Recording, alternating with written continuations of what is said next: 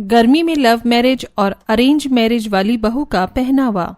ये ड्रेस भी अच्छी लग रही है, ये वाली भी अच्छी है, सारी ड्रेस अच्छी है, बट ऑर्डर कौन सी करूं? एक काम करती हूँ, ये सभी कर लेती हूँ, मुझ पर तो हर ड्रेस सूट करेगी। साक्षी क्रॉप टी शर्ट और शॉर्ट्स पहने सोफे पर लेटे हुए ऑनलाइन अपने लिए ड्रेस ऑर्डर कर रही होती है कि तभी साक्षी की मैरिड फ्रेंड आरती उससे मिलने के लिए आती है, जिसे देखकर साक्षी जल्दी से आरती के गले लग जाती है। तू तो 2 बजे आने वाली थी, 4 बजे आ रही है। पता है मैं कब से तेरा वेट कर रही थी। यार मैं तो पहले ही आ जाती, लेकिन मेरी सास का कॉल आ गया था। 10 दिन हुए नहीं है मायके आई हुए और हर रोज कॉल कर देती है कि कब आ रही है कब नहीं। इतने काम पड़े हैं, अब क्या ही बताऊं मैं तुझे ही जल्दी पड़ी थी शादी की। अब क्या कर सकते हैं, जो होना था सो हो गया। वैसे तू अभी तक रेडी नहीं हुई है, हमें शॉपिंग के लिए भी चलना था ना। मैं तो रेडी ही हूँ, चलते हैं। तूने जिस तरह के कपड़े पहने हैं ना, इसमें सोने जाते हैं, शॉपिंग नहीं। आरती तुझे क्या हो गया है? तू तो जानती है ना कि मैं शुरू से ही ऐसे कपड़े पहनती आई हूँ, और वैसे भी बाहर कितनी गर्मी है। इतनी गर्मी में मेरा मन नहीं करता ज्यादा ढके हुए कपड़े पहनने का। गर्मी लगती है यार, लेकिन तू क्यों इतना ऊपर से नीचे तक खुद को ढक कर आई है? इतना हैवी सूट, कानों में झुमके, चूड़ियां। अरे यार मायके में हूँ तब मैंने इतने हल्के कपड़े पहने हैं, वरना अगर ससुराल में होती ना तो अभी बदन पर 10 किलो की साड़ी और सर पर 5 किलो का पल्लू होता। क्या कहा? शादी के बाद तू इस तरह रहती है, वो भी इतनी गर्मी में? ओह माय गॉड, तू तो बिल्कुल टीवी सीरियल की बहू बन गई है। एक काम कर, तू मेरे कपड़े पहन ले, वरना मैं तेरे साथ ऐसे नहीं जाने वाली। साक्षी आरती को अपनी टॉप और जीन्स लाकर देती है, जिसे पहनकर अब आरती काफी कंफर्टेबल हो जाती है। और अब साक्षी गाड़ी की चाबी लेती है और आरती के साथ गाड़ी में बैठ एक बड़े से मॉल में जाकर शॉपिंग करने लगती है। दोनों सहेलियां शॉपिंग करने के साथ साथ ठंडा ठंडा जूस, गोलगप्पे, राज कचौड़ी जैसी चीजें खाती हैं। यार सच में कितना कंफर्टेबल लग रहा है इन कपड़ों में। मेरा बस चले ना तो मैं ये गर्मियों में हमेशा ऐसे ही कपड़े पहनूं। पहनने में तो ऐसे ही कपड़े अच्छे लगते हैं। मैं तो गर्मियों में जहाँ भी जाती हूँ ना, हमेशा इन्हीं कपड़ों में जाती हूँ। दोनों सहेलियां गर्मियों की ठंडी ठंडी चीज खाते हुए आपस में बात ही कर रही होती हैं कि तभी आरती की नजर एक सुंदर सी ग्रीन कलर की साड़ी पर जाती है, जिसे देखकर अरे साक्षी, वो साड़ी देख कितनी अच्छी लग रही है ना। पता है ऐसी साड़ी मेरे पास है, बस कलर अलग है। लग तो काफी अच्छी लग रही है। शादी के बाद मैं ऐसी साड़ी जरूर पहनूंगी। शादी से याद आया, तेरे और प्रदीप का क्या हुआ? उसने घर पर बात करी? अरे यार हमेशा कहता है कि घर पर बात करूंगा, लेकिन कभी करता ही नहीं। इस बार मैंने उसे वार्निंग दे दी है, अगर इस बार उसने बात नहीं की तो मैं उसे ब्लॉक कर दूंगी। गर्मी के मौसम में साक्षी को शुरू से ही इसी तरह के ढीले और कंफर्टेबल कपड़े पहनने की आदत थी, जिसमें वो आराम से गर्मी में रहा करती थी। और सिर्फ साक्षी ही क्यों, हमें भी गर्मियों में भी अक्सर इसी तरह के कपड़े पहनना पसंद है। लेकिन हमारे आसपास ऐसे भी परिवार हैं जो अपनी सोच और रीति रिवाज के चलते अपने घर की बहू को इतनी गर्मी में भी भारी और सर के बक्कल से लेकर पैर के नाखून तक रखने वाले कपड़े पहनाते हैं। अरे ताई जी, पता है आपको वो जौनपुर वाले संजय भाई साहब है ना, उनकी बहू को आए हुए मुश्किल से 2 महीना ही हुआ था और उसका पड़ोसी के आदमी के साथ चक्कर चल गया। घर में आना जाना लगा रहता था और अब वो 2 दिन पहले ही उसके साथ भाग गई। संजय भाई साहब की तो परिवार की इज्जत मिट्टी में मिल गई। अब तो घर में बहुएं भी ऐसे कदम उठाने लग गई हैं, इसीलिए कहते हैं कि बहू को थोड़ा कंट्रोल में रखना चाहिए। हमारे घर की बहू तो इन चीजों से कोसों दूर है, ना किसी पराये मर्द के सामने जाती, ना सर से एक पल के लिए भी घूंघट हटाती। ऐसी ही होनी चाहिए बहुएं। अरे बहू की मर्यादा से ही उनके ससुराल की इज्जत रहती है। फिर से इनके मर्यादा का चैप्टर शुरू हुआ। मैं तो इनकी बातें सुन सुनकर पक जाती हूँ। माँ पूरियां खत्म हो गई है। मेरा तो ध्यान ही नहीं गया। भाई साहब आपकी प्लेट कब से खाली है, मैं जल्दी से पूरी मंगवाती हूँ। सुधा बहू जरा जल्दी से गर्मा गर्म पूरी ले आओ। पूजा बात को घुमा देती है तो वहीं अपनी सास की बात सुनकर अंदर गर्मी में पसीने से लथपथ होकर सुधा तेल से पूड़ियां छान रही होती है। ये भगवान, आज तो कुछ ज्यादा ही गर्मी है। पूरी साड़ी पसीने से भीग गई है, पल्लू भी नहीं हटा सकती। पूरे शरीर में मिचमिची सी हो रही है, पसीना तो बिल्कुल पानी की तरह बह रहा है। गर्मी में भारी साड़ी पहनकर ऊपर से सिर पर पल्लू रखकर खाना बनाते हुए सुधा की हालत काफी खराब हो रही थी। तो वहीं अब सुधा घूंघट करके बाहर सभी मेहमानों को पूड़ियां परोसने लगती है। अरे जब भी आपकी बहू को देखता हूँ ना तो खुश हो जाता हूँ। बहू के घूंघट से ही उसका संस्कारपन लगता है। सुधा के घूंघट करने की वजह से घर आए सभी मेहमान उसके संस्कारों का भी पता लगा लेते हैं। तो वहीं घूंघट ओढ़े सुधा जो अंदर ही अंदर गर्मी से परेशान हो रही थी। ये सब तो यहाँ इस तरफ बैठे हैं और उधर एसी चल रहा है। एक काम करती हूँ, 5 मिनट जाकर एसी के सामने बैठ जाती हूँ, थोड़ी राहत तो मिलेगी। घूंघट ओढ़े सुधा एसी के सामने बैठ जाती है और जैसे ही संगीता की नजर सुधा पर पड़ती है तो फौरन उसके पास आती है और धीरे से, अरे तो यहाँ क्यों बैठी है? मेहमानों की नजर तुझ पर पड़े इससे पहले चली जा। घर की बहुएं मेहमानों के सामने नहीं बैठती हैं इस तरह। माँ जी, किचन में बहुत गर्मी लग रही थी, मुझे बहुत पसीना आ रहा है, बस 5 मिनट बैठने दीजिए ना। तो 5 मिनट नहीं 5 घंटे बैठ जाइयो, लेकिन मेहमानों के सामने नहीं। अच्छे घर की बहुएं इस तरह मेहमानों के सामने नहीं बैठती हैं। संगीता की ऐसी बातें सुनकर बेचारी सुधा अब किचन में जाती है। तो वहीं सुधा की हालत उसकी दोनों नंद पूजा और संध्या समझ जाते हैं और अब वो भी जल्दी से खाना खत्म करके सीधा किचन में आती है। अरे संध्या, पूजा, तुम दोनों यहाँ? कुछ चाहिए था तो मुझे आवाज दे देती। अभी कुछ नहीं चाहिए हमें, आप थोड़ी देर के लिए बैठ जाइए। देखिए कितना पसीना आ रहा है आपको। अब आप थोड़ी देर बैठिए, मैं आपके लिए नींबू पानी बना देती हूँ। पूजा जल्दी से नींबू निकालती है और ठंडा ठंडा नींबू बनाकर सुधा को देती है, जिसे पीकर उसे थोड़ा सपोर्ट मिलता है। अब जाकर थोड़ी राहत मिली है गर्मी में, वरना पहले तो बुरा हाल हो रहा था। हमारे घर वाले भी कितने अजीब हैं कि घर की बेटियों को तो उनकी मर्जी के कपड़े पहनने की छूट है, लेकिन बहू को नहीं। भाभी को देखकर तो कभी कभी मुझे भी गर्मी लगने लगती है। रोज साड़ी, सर पर पल्लू और मेहमानों के सामने तो घूंघट भी करो, ऊपर से इतनी सारी चूड़ियां, ज्वेलरी। भाभी, अगर आपकी जगह मैं होती ना तो कब का पागल हो जाती। सुधा के ससुराल वालों की सोच थोड़ी पुराने जमाने की थी, लेकिन वहीं सुधा की दोनों नंद हमेशा उसके सपोर्ट में ही रहा करती थी। इसी तरह समय गुजरता रहता है और आज साक्षी अपने बॉयफ्रेंड प्रदीप से एक कैफे में मिलती है। दरअसल प्रदीप कोई और नहीं बल्कि सुधा का ही देवर था, जो इस तरह की फैमिली की सोच के बावजूद भी साक्षी से प्यार कर बैठा था। प्रदीप, तुम अपनी फैमिली में मेरे बारे में बात करोगे या नहीं? देखो, मेरी फैमिली रिश्ते देखने शुरू कर चुकी है। जब तक तुम बात नहीं करोगे तब तक मैं तुम्हारे बारे में घर पर नहीं बता सकती। तुम्हें पता तो है कि हमारी फैमिली कैसी सोच रखती है। मुझे तो डर लगता है कि उनसे बात करते हुए और एक पल को वो मान भी गई तो क्या तुम मेरी फैमिली में एडजस्ट कर पाओगी? पहनावे से लेकर हर चीज में मेरी फैमिली की सोच काफी अलग है। मैं समझ सकती हूँ प्रदीप, हम बड़ों की सोच नहीं बदल सकते, लेकिन तुम फिक्र मत करो, मैं उनके हिसाब से ढलने की पूरी कोशिश करूंगी। तुम सच में बहुत अच्छी हो साक्षी। मैं आज ही घर वालों से बात करता हूँ, बस भगवान से प्रार्थना करना कि वो मान जाएं। साक्षी से मिल प्रदीप अब घर आता है और डरते डरते भगवान का नाम लेते हुए अपने घर वालों को साक्षी के बारे में बता देता है, जिसे देखकर, अरे तो आप हमारे घर में उल्टी गंगा बहेगी? अरे पूरे खानदान में अभी तक किसी ने लव मैरिज नहीं करी और तूने सोच कैसे लिया कि हम तेरी लव मैरिज करवा देंगे? और ये लव मैरिज वाली लड़कियों से प्यार मोहब्बत ही कर सकती है, घर गृहस्थी की समझ नहीं इन्हें। पहले उसे एक बार मिल तो लीजिए, बिना मिले आप उसे कैसे जज कर सकते हैं? माँ जी, अगर प्रदीप इतना कह रहा है तो एक बार मिलने में क्या बुराई है? मिल लीजिए, और अगर फिर भी पसंद ना आए तो बात अलग है। बहू, आज तो तूने हम बड़ों के बीच में बोल दिया, आइंदा बोलने की हिम्मत भी मत करियो। घर की बहू को हमने इतना हक नहीं दिया है कि वो बड़ों के सामने जुबान खोले, समझी? और तू भी सुन ले छोरे, उस लड़की का सपना देखना भूल जा, वरना किसी भी गांव की लड़की से तेरा ब्याह करवा दूंगी, समझा? पहनावे में ही नहीं बल्कि कई सारी चीजों में सुधा को हर रोज अपने ससुराल वालों से ऐसी ताने भरी बात सुनने को मिलती थी। प्रदीप भी गुस्से से उठकर अपने कमरे में चला जाता है। ऐसे 1-2 दिन गुजरते हैं और आज कुछ ज्यादा ही गर्मी हो रही थी। घड़ी में रात के 11 बज रहे होते हैं, लेकिन फिर भी सुधा को नींद नहीं आती और वो बार बार करवट बदलने लगती है। क्या दिक्कत हो रही है? बार बार हिल रही हो, सोने दो मुझे। सॉरी, सो जाइए आराम से। इन भारी साड़ियों में काम करना ही नहीं बल्कि सोना भी काफी ज्यादा मुश्किल है। ये तो आराम से खर्राटे मार रहे हैं, लेकिन मेरी नींद का क्या? रात को पहनने के लिए भी सुधा के पास हल्के कपड़े नहीं थे, जिसके चलते आए दिन उसे साड़ियों में सोना पड़ता। इसी तरह कुछ वक्त गुजरता है और आज साक्षी के लिए एक रिश्ता आता है, जिससे परेशान होकर वो प्रदीप को कॉल कर ही सुनाने लगती है। प्रदीप, कल मुझे देखने के लिए रिश्ते वाले आ रहे हैं। ये मेरी आखिरी कॉल है तुम्हें, आज के बाद मुझे कभी कॉल मत करना। ये तुम क्या कह रही हो? तुम जानती हो ना कि मैं तुम्हारे बगैर नहीं जी सकता। फिर अपने घर वालों से बात करो, तुम्हारे पास सिर्फ आज रात तक का समय है।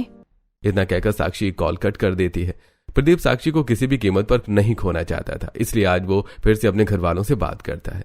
आप लोग समझ क्यों नहीं रहे हैं मेरी बात को? इस घर को छोड़ के चला जाऊंगा, तब जाकर सुकून मिलेगा आपको। अरे कुछ भी कर ले, लेकिन हम तेरी लव मैरिज नहीं होने देंगे, समझा तू? ठीक है, अगर मेरी साक्षी से शादी नहीं हुई ना तो इस घर में सीधा मेरी आरती उठेगी। प्रदीप गुस्से में अपने कमरे में चला जाता है और दरवाजा बंद कर देता है। तो वहीं ये सब देखकर संध्या और पूजा काफी ज्यादा परेशान होती हैं और अब दोनों बहनें अपना दिमाग चलाते हुए। माँ, मेरे ख्याल से आपको भैया की बात मान लेनी चाहिए। पता है, कुछ दिन पहले मैं एक ऐसी खबर सुन चुकी हूँ, जब घर वाले नहीं माने तो लड़के ने पंखे से फांसी लगा ली। ये क्या कह रही है तू? ऐसी खबर तो मैंने भी सुनी है। जवान खून है, कहीं कुछ उल्टा कदम उठा लिया तो। संध्या की बातें सभी के दिलों में शक पैदा कर देती हैं, जिससे परेशान होकर अब सभी न चाहते हुए भी इस रिश्ते के लिए मान जाते हैं। अब ऐसे ही कुछ समय गुजरता है और आज साक्षी अपनी माँ के साथ शादी की शॉपिंग के लिए एक मॉल में आती है। ये देखिए मैडम, शादी के बाद पहनने के लिए नई डिजाइन के सूट हैं ये। सूट तो काफी अच्छे हैं, लेकिन भैया ये थोड़े हैवी हैं। आपको कुछ हल्के में दिखाइए ना, कुछ फ्रॉक टाइप में। साक्षी अपनी माँ के साथ शॉपिंग कर ही रही होती है कि तभी उसी मॉल में यामिनी अपनी बहू संगीता, सुधा और दोनों पोतियों के साथ साक्षी के लिए शादी का जोड़ा खरीदने के लिए आती है। और जैसे ही साक्षी उन्हें देखती है तो अपनी दादी सास और सास के पैर छूकर आशीर्वाद लेती है। पता होता कि आप भी आ रहे हैं तो साथ में ही आ जाते। वो शादी के बाद पहनने के लिए मैं इसे थोड़े कपड़े दिलवाने के लिए आई थी। और हम साक्षी के लिए उसकी शादी का जोड़ा खरीदने आए थे। वैसे समधन जी, आपकी अपनी बेटी को इतने हल्के सूट दिलवा रही हैं शादी के बाद पहनने के लिए। पहली बात, हमारे यहाँ बहुएं सूट नहीं पहनती, साड़ियाँ ही पहनती हैं, वो भी इतनी हल्की नहीं, थोड़ी भारी साड़ी दिलवाइए जिससे लगे तो सही कि हमारे खानदान की बहू है। यामिनी की बात अनुराधा और साक्षी दोनों को ही थोड़ी अजीब लगती है, लेकिन वो दोनों उससे कुछ नहीं कहती। तो वहीं अब थोड़ी देर में यामिनी एक के बाद एक शादी के जोड़े निकलवा रही थी। ये भी कोई शादी के जोड़े हैं? कितना हल्का रंग है, इनका थोड़ा गहरा रंग दिखाओ। अरे कैसे ब्लाउज है, कोई यहाँ से कटा है, कोई वहां से कटा है। अरे थोड़ा शरीर को ढकने वाला जोड़ा दिखाओ। अरे बेटा, आजकल तो इसी तरह की शादी के जोड़े चलते हैं और तुझे भी तो यही सब पसंद है। लेकिन तेरी दादी सास तो बिल्कुल पुराने जमाने की शादी की जोड़े ले रही है। आप रहने तो इन्हें जैसा लहंगा पसंद आ रहा है मैं वही पहन लूंगी। सिर्फ कुछ घंटे की ही तो बात है। वैसे ही इनका परिवार इतनी मुश्किल से माना है, कहीं हम कुछ बोले और बात भी कट जाए। साक्षी रिश्ते में किसी भी तरह की खराबी नहीं चाहती थी, इसलिए वो कुछ भी नहीं कहती। यामिनी के पुराने डिजाइन के पसंद किए हुए लहंगे को ही देखकर खुश हो जाती है। इसी तरह वक्त गुजरता है और आज आखिरकार साक्षी और प्रदीप की शादी हो जाती है और आज साक्षी का उसके ससुराल में पहला दिन होता है। हे भगवान, ये साड़ी तो देखने से ज्यादा पहनने में भारी है। मेरी तो कमर ही दुख गई, लेकिन अब इसी तरह रहना पड़ेगा। साक्षी, चलो जल्दी से पल्लू कर लेती हूँ। अपनी जेठानी की तरह ही साक्षी साड़ी पहनकर पल्लू रखकर अब जल्दी से नीचे रसोई में आती है, जहाँ पहले से ही उसकी जेठानी मौजूद होती है। अरे साक्षी, तुम तो बहुत सुंदर लग रही हो। आज तुम्हारी पहली रसोई की रस्म है ना? मैंने सारी तैयारी कर दी है और परेशान मत होना, मैं तुम्हारी पूरी हेल्प करूंगी। मेरी जेठानी तो सच में काफी बढ़िया है, वरना मैं तो सोचती थी कि जिस तरह टीवी सीरियल में जेठानी देवरानी की परेशान करती है, आप भी ऐसा ही करेंगी। साक्षी की बात सुनकर सुधा हंसने लगती है, जिसके बाद अब साक्षी सुधा की मदद लेते हुए किचन में खाना बनाना शुरू कर देती है। और सिर्फ 10 मिनट के अंदर ही साक्षी साड़ी से परेशान होकर पसीने से लथपथ हो जाती है और इसी इरिटेशन के चलते साक्षी गर्मा गर्म कढ़ाई से अपना हाथ भी जला लेती है। मेरा हाथ, ऐसे तो मैं खाना ही नहीं बना पाऊंगी। अब मैं क्या करूं? कोई बात नहीं साक्षी, होता है, मैं खाना बना देती हूँ। तुम बस उसमें नमक डाल देना, हो जाएगा तुम्हारी पहली रसोई की रस्म। साक्षी किचन में एक जगह खड़ी हो जाती है और देखती है कि कैसे उसकी जेठानी इतनी गर्मी में भी पसीने से लथपथ होकर खाना बना रही है। भाभी, आपको कितना पसीना आ रहा है, इसमें आपको इरिटेशन नहीं हो रही है क्या? हाँ, लेकिन अब कर भी क्या सकते हैं, घर के रीति रिवाजों को फॉलो करना ही पड़ता है ना।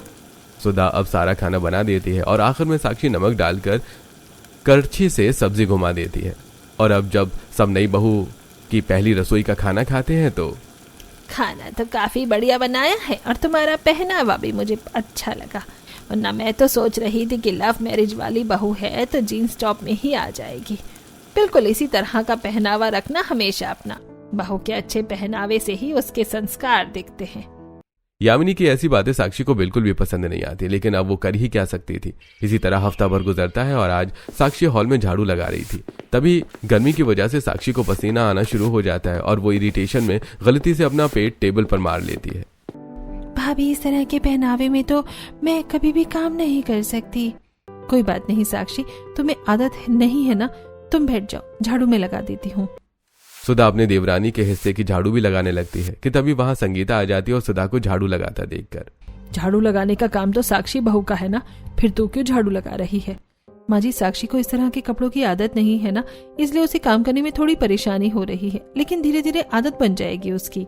काम करेगी तो ही तो आदत बनेगी, और इतना प्यार लुटाने की कोई जरूरत नहीं है देवरानी पर। और तू भी सुन ले साक्षी बहू, पहनावा तो तेरा हमेशा यही रहेगा। ये मत सोच कि इस तरह का नाटक करेगी तो तुझे कपड़ों की छूट मिल जाएगी। मैं तो पहले से ही सोच कर आई थी कि अपने ससुराल वालों के पहनावे के हिसाब से चलूंगी, लेकिन ये लोग तो मुझ पर अब चीजें थोपने लगे हैं। अरे सूट वगैरह में क्या बुराई है जो मैं नहीं पहन सकती? एक तो इतनी भारी साड़ी, ऊपर से ये पल्लू। साक्षी को गुस्सा तो बहुत आता है, लेकिन वो उस वक्त चुप रहती है। इसी तरह 2-4 दिन गुजर जाते हैं। रात का वक्त होता है, साक्षी नाइट ड्रेस में सुकून की नींद सो रही होती है कि तभी बाहर जोरों की बारिश शुरू हो जाती है, जिससे यामिनी की एकदम से आंख खुलती है। आग लगे ससुर इस मौसम में, आज फिर से बिन मौसम की बारिश हो गई। छत पर गेहूं रखे थे, वो तो भीग गए होंगे अभी तक। यामिनी अब काफी बूढ़ी हो चुकी थी, इसलिए वो खुद छत पर जा नहीं सकती थी, जिसे देखकर यामिनी अब साक्षी के कमरे के बाहर आती है और आवाज लगाते हुए दरवाजा खटखटाने लगती है, जिससे साक्षी की एकदम से आंख खुल जाती है। अब ये बुढ़िया यहाँ क्या कर रही है? इसने मुझे इन कपड़ों में देख लिया ना, तो ये तो मेरे कमरे में ही जला ले आएगी। साक्षी जल्दी से अलमारी से साड़ी निकालती है और उल्टी सीधी लपेटने लगती है, तो वहीं यामिनी, अरे बहू, आज की तारीख में दरवाजा खुल जाएगा। हाँ माँ जी, बस आई। साक्षी उल्टी सीधी साड़ी लपेटकर जल्दी से दरवाजा खोलती है। अरे साक्षी बहू, ये तेरी साड़ी कैसे हो रही है? माँ जी, वो मैं सो रही थी ना, तो इसलिए थोड़ी खराब हो गई। तो इसे ठीक कर और जाकर छत से गेहूं ले आ। बाहर बारिश हो रही है, अब तक तो सारे गेहूं भीग भी चुके होंगे। यामिनी दरवाजे पर खड़ी हो जाती है और बेचारी साक्षी छोटे छोटे कदम लेते हुए अपनी साड़ी को संभालकर छत पर जाती है। और जैसे ही साक्षी गेहूं लेकर सीढ़ियों से उतर रही होती है कि तभी उसका पैर साड़ी में अड़ता है और वो सीधा मुंह के बल जा गिरती है। इन कपड़ों की वजह से ना एक दिन तो मैं इस तरह भगवान को प्यारी हो जाऊंगी। हे भगवान, कहाँ फंस गई मैं? बेचारी साक्षी अपना टूटा हुआ मुंह लेकर रेंगते हुए बड़ी मुश्किल से कमरे तक पहुंचती है। इसी तरह 2-4 दिन गुजर जाते हैं और आज दोनों लव मैरिज वाली बहुएं अपनी नंद के साथ बैठकर कमरे में एक फनी मूवी देख रही होती हैं। अच्छा हुआ साक्षी भाभी आप आ गई, वरना पहले हम सुधा भाभी को कितना भी बोलते, लेकिन वो हमारे साथ मूवी देखती ही नहीं थी। काम भी तो इतना होता था, लेकिन अब साक्षी की वजह से थोड़ा आराम मिल जाता है। चारों हंसते हुए मूवी एंजॉय कर रहे होते हैं कि तभी उनकी हंसी की आवाज सुनकर संगीता एकदम से कमरे में आती है। घर की बहू का इस तरह जोर जोर से हंसना अच्छी बात नहीं होती, थोड़ा धीरे हंसा करो, बाहर आवाज आ रही है। पूजा और संध्या भी तो हंस रही हैं, आप उन्हें कुछ क्यों नहीं कह रही? वो घर की बेटियां हैं, उन्हें पूरा हक है, लेकिन तुम तो बहू हो और बहू से इज्जत होती है, समझी? इतना भी नहीं सिखाया तेरी माँ ने तुझे।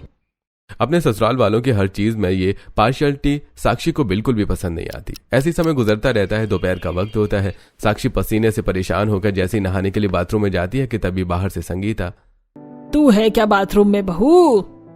हाँ माँ जी। बाहर तेरी मौसी सास और मौसा ससुर आए हुए हैं, इसलिए जब आए तो घूंघट करके आना। हे भगवान, इन लोगों को तो बाथरूम में भी चैन नहीं है। एक काम करती हूँ, सीधा बोरा ही पहन लेती हूँ, बात ही खत्म। साक्षी शुरू से ही एडजस्ट करने का सोच कर आई थी, लेकिन अपने ससुराल वालों की इन हरकतों को देखकर अब वो भी इनसे इरिटेट होने लगती है। ऐसी समय गुजरता है और आज सुधा और सुदेश की 2nd मैरिज एनिवर्सरी होती है, जिसके लिए साक्षी और प्रदीप मिलकर उनके लिए एक रोमांटिक डिनर प्लान करते हैं। रात के घड़ी में तकरीबन 9 बज रहे होते हैं और जैसे ही सुधा और सुदेश डिनर के लिए निकल रहे होते हैं कि तभी उनके घर वाले, अरे इतनी रात को तुम दोनों कहाँ जा रहे हो? माँ जी, पापा जी आज भैया भाभी की मैरिज एनिवर्सरी है ना, तो डिनर के लिए बाहर जा रही है। शादी की सालगिरह है, ये हमें भी मालूम है, लेकिन इस वक्त कोई बाहर जाता है क्या? सालगिरह है तो घर पर बनाओ, कोई जरूरत नहीं है इतनी रात में बाहर जाने की, और बहू तो बिल्कुल नहीं जाएगी। लेकिन माँ जी, ये इन दोनों का स्पेशल डे है, इन्हें साथ में मनाने दीजिए ना। पता था मुझे कि जब ये लव मैरिज वाली आएगी ना, तो तब ऐसी चीजें जरूर होंगी, इसलिए मैं इस शादी के खिलाफ थी। सुदेश, तू तो समझदार है, अब तुझे भी ये समझाना पड़ेगा क्या? मेरा तो पहले से ही मन नहीं था, इन लोगों ने जबरदस्ती करी, इसलिए मैं जाने के लिए तैयार हुआ। एक काम करता हूँ, बाहर से केक और खाना ऑर्डर कर देता हूँ, हम घर में सेलिब्रेट कर लेंगे। सुदेश शुरू से ही परिवारवादी लड़का था, इसलिए वो एक बार भी सुधा के बारे में नहीं सोचता, जिससे सुधा के साथ साथ साक्षी को भी काफी बुरा लगता है।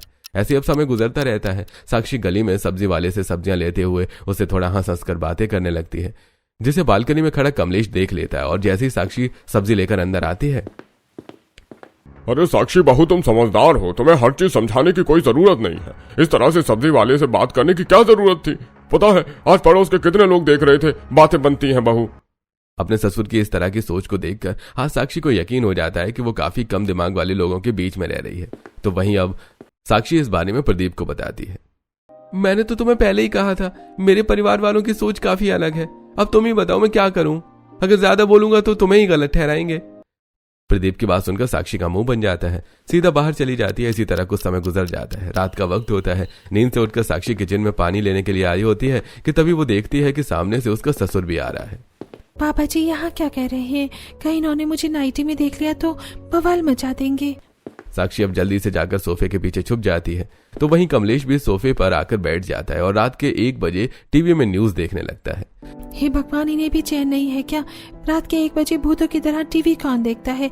अब कमरे तक कैसे जाऊं? बेचारी साक्षी अब बड़ी मुश्किल से घुटनों के बल रेंगते हुए अपने कमरे में जाती है और बाल बाल बचती है। इसी तरह कुछ हफ्ते और गुजर जाते हैं और साक्षी के भाई नमन की बड़ी पोस्ट पर सरकारी नौकरी लग जाती है, जिसकी खुशी की मिठाई देने अनुराधा आज अपनी बेटी के ससुराल आती है। ये लीजिए समधन जी, मुंह मीठा करिए, मेरे बेटे की एक बहुत बड़ी पोस्ट पर सरकारी नौकरी लग गई है। अरे ये तो काफी बढ़िया खुशखबरी। अनुराधा सभी का मुंह मीठा करवा ही रही होती है कि तभी वो अपनी बेटी को देखती है कि कैसे उसकी बेटी उन कपड़ों में परेशान हो रही है, जिससे उसे थोड़ा बुरा लगता है। तो अनुराधा घर चली जाती है। तो रात में सुनिए जी, समधन जी के बेटे की इतनी अच्छी नौकरी लग गई है तो क्यों ना उनके बेटे से हम अपनी पूजा की बात चलाएं। हमारी पूजा के तो भाग्य खुल जाएंगे। अरे मेरे मन में भी यही बात थी, बस एक बार माँ जी से बात करके फिर बात आगे बढ़ाते हैं। यामिनी को भी इस रिश्ते से कोई ऐतराज नहीं होता। तो वहीं साक्षी के घरवाले भी रिश्ते के लिए मान जाते हैं। इसी तरह अब दिन गुजरते हैं और आज पूजा की संगीत की रस्म होती है, जिसमें दोनों जेठानी बिना पल्लू के गानों पर डांस कर रही होती हैं, जिन्हें काफी देर से मोहल्ले से आए हुए लड़के देख रहे होते हैं। और जब संगीता की इन चीजों पर नजर पड़ती है तो वो अपनी दोनों बहू पर गुस्सा करने लगती है। घर में फंक्शन है तो इसका मतलब ये नहीं कि तुम अपनी मान मर्यादा भूल जाओ। सर पर पल्लू करो। और ये किस तरह से नाच रही थी तुम दोनों? माँ, आज मेरी और संगीत की रस्म है, कम से कम आज तो भाभीियों को मत डांटिए। चुप कर तू, तुझे नहीं पता इन चीजों के बारे में। संगीता की बात सुनकर साक्षी वहां से मुंह बनाकर चली जाती है। तो वहीं सुधा भी अब साक्षी के पीछे पीछे आती है। मैं तो इन लोगों से परेशान हो गई हूँ। पहनावे से लेकर हर छोटी बड़ी चीज में इन लोगों की दखलंदाजी रहती है। पता नहीं आप इन्हें कैसे बर्दाश्त कर रही हैं। अब ये सब तो मेरी बर्दाश्त के बाहर हो रहा है। लेकिन बोलने का क्या ही फायदा? अब इसमें हमारे माँ बाप भी तो कुछ नहीं कर सकते। अपने सगे भाई की शादी में भी साक्षी ऊपर से लेकर नीचे तक ढकी होती है, जिसे अनुराधा भी नोटिस करती है, लेकिन वो उसे उस वक्त कुछ नहीं कहती। इसी तरह वक्त गुजरता है और साक्षी को पता चलता है कि शादी से पहले जो उसने सरकारी टीचर की नौकरी के लिए एग्जाम दिया था वो अब क्लियर हो चुका है। प्रदीप, इतने बड़े गवर्नमेंट स्कूल में मेरी जॉब लगी है। मैं किसी भी कीमत पर इस जॉब को नहीं खोना चाहती। साक्षी, मैं भी चाहता हूँ कि तुम ये नौकरी करो, लेकिन घरवाले इसकी परमिशन नहीं देंगे। तुम तो कुछ तिगड़मबाजी लगाओ ना प्लीज प्रदीप, क्या तुम इतना भी नहीं कर सकते? साक्षी के बार बार कहने पर प्रदीप अब अपना दिमाग चलाता है और बातों को घुमाते हुए अपने घर वालों को साक्षी की सरकारी नौकरी की बात बताता है। वैसे प्रदीप कह तो ठीक रहा है, अगर बहू नौकरी करके कुछ महीने बाद छोड़ देगी तो उसकी ये नौकरी हमारी संध्या को भी मिल सकती है। मैंने सुना है इस बारे में, बस पैसे थोड़े भरने पड़ेंगे। हमारी बेटी की सरकारी नौकरी रहेगी तो उसके लिए कितने बड़े बड़े घर से रिश्ते आएंगे। बेटी के लालच से ही लेकिन अब सभी साक्षी को नौकरी करने की परमिशन दे देते हैं, जिससे साक्षी काफी खुश होती है। और अगले दिन साक्षी टीचर की नौकरी के लिए साड़ी पहनने की बजाय जीन्स पर कुर्ती डाल जब साक्षी बैग लेकर जाने लगती है तो उसे देखकर यामिनी और संगीता के तो होश उड़ जाते हैं। बहू, ये तेरा क्या पहनावा है? तो इन कपड़ों में बाहर जाएगी? मैं स्कूल में बच्चों को पढ़ाने के लिए जा रही हूँ, वहाँ के लिए ऐसे कपड़े सही हैं। अगर तुझे नौकरी करनी है तो जैसा पहनावा तू घर में रखती है वैसा ही तुझे बाहर भी रखना होगा, समझी?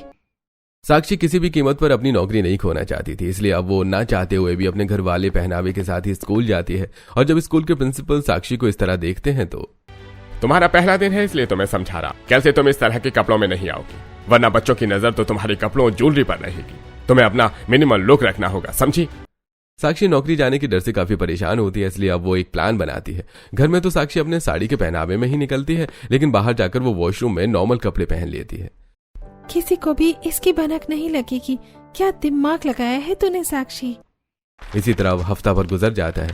साक्षी स्कूल की ड्यूटी खत्म कर उन्हीं कपड़ों में आ रही होती है कि तभी रास्ते में साक्षी को सुधा मिल जाती है और सुधा को देखकर साक्षी, भाभी आप प्लीज घर में मत बताना वरना प्रॉब्लम हो जाएगी। आप तो जानती हो कि गर्मी में मैं कपड़ों में वैसे ही इतना परेशान रहती हूँ और स्कूल में भी इस तरह के कपड़े पहनना अलाउड नहीं है। साक्षी मैं ऐसा कुछ नहीं करने वाली, परेशान मत हो। मैं तुम्हें ऐसे देखकर खुश हूँ। कम से कम तुम तो गर्मी में अपनी आजादी के कपड़े पहन पा रही हो। आप भी ऐसे कपड़े पहन सकती हैं, बस थोड़ा जुगाड़ बिठाना पड़ेगा। अगले दिन मंदिर का बहाना करके दोनों देवरानी जेठानी घर से साड़ी पहनकर निकलते हैं, लेकिन बाहर पब्लिक वॉशरूम में वो कपड़े चेंज कर लेती है और अब गर्मी के हिसाब से हल्के छोटे कपड़े पहन के वो अपना दिन एंजॉय करती है। काफी टाइम के बाद आइसक्रीम खा रही हूँ मैं। बाहर से ना सही लेकिन कम से कम अंदर से तो मेरा शरीर ठंडा हो ही गया। अब इसी तरह दोनों देवरानी जेठानी गर्मी में कोई ना कोई बहाना करके बाहर जाते और अपने पसंद के कपड़े पहन लिया करते। इसी तरह वक्त गुजरता रहता है और आज साक्षी का जन्मदिन होता है जिसमें वो अपने कुछ दोस्तों को भी बुलाती है। लेकिन जब साक्षी के ससुराल वाले उन दोस्तों में दो लड़कों को देखते हैं तो, अरे शादी के बाद तुम्हारा जन्मदिन था इसलिए हमने तुम्हें दोस्तों को बुलाने दिया, लेकिन तुमने तो हमारी आजादी का गलत फायदा ही उठा लिया। ये भी मेरे दोस्त हैं और मैंने तो इन्हें रक्षाबंधन पर राखी भी बांध रखी है।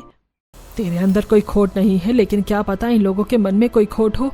शुक्रिया साक्षी, यहाँ बुलाकर हमारी ऐसी बेइज्जती करने का। साक्षी अब शादी करके अंदर ही अंदर पछता रही होती है। इसी तरह हफ्ता भर गुजरता है और आज संगीता और कमलेश अपनी बेटी पूजा से मिलने के लिए साक्षी के मायके आते हैं, लेकिन जब वो वहां अपनी बेटी को देखते हैं तो उनके होश उड़ जाते हैं। साक्षी और सुधा की तरह ही पूजा ने भी सिर से लेकर पांव तक ढककर साड़ी पहनी होती है और वो तो घर में भी घूंघट करके रहती है। ये देखकर, बहन जी आपने अपनी बेटी को किस तरह रखा है? इतनी गर्मी में वो इन कपड़ों में कैसे रह रही है? जब मेरी बेटी आपके घर में ऐसे रह सकती है तो आपकी बेटी क्यों नहीं? वैसे भी अब किसी के घर की बहू है वो, इसलिए इसी तरह से रहना पड़ेगा। संगीता ने भी साक्षी को इसी तरह रखा था, इसलिए वो अनुराधा से कुछ कह नहीं सकती थी। तो वहीं जब संगीता अपनी बेटी पूजा को ऐसे पहनावे में गर्मी में परेशान होता देखती है तो उसे काफी बुरा लगता है। तो वहीं 2 दिन बाद पूजा परेशान होकर अपनी माँ को कॉल करती है।